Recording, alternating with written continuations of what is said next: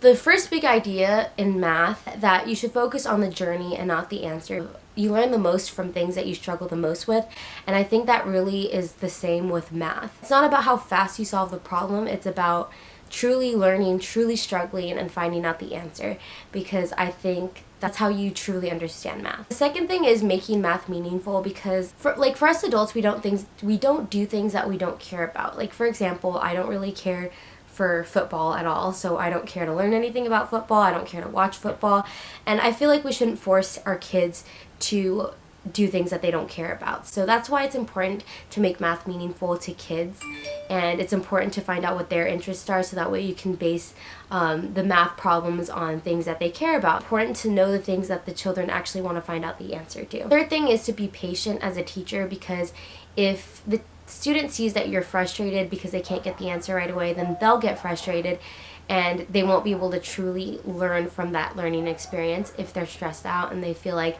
they just have to get to the answer right away. My beliefs have pretty much stayed the same since the beginning of the course. I still believe that math should always be a welcoming experience. I believe it should be non-intimidating, because if children are intimidated by math, then they're going to be too scared to learn it.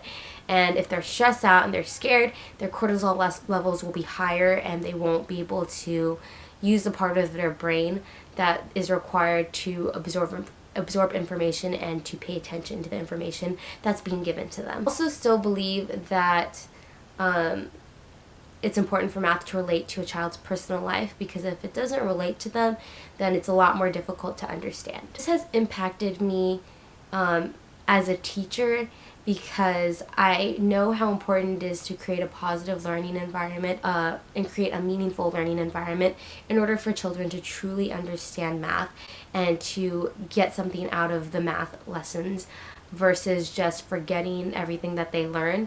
And I know that these are the qualities that I've mentioned in this video are important qualities to truly ingrain the lessons into the students' minds, so that way they can carry out what they've learned in my classroom into the real world, especially when they become adults. So that's pretty much it, and I really enjoyed this math class. So thank you so much to the professor and to all the teaching assistants, and especially all my peers who I've enjoyed reading discussions from. So thank you, and I hope everybody has a happy holidays.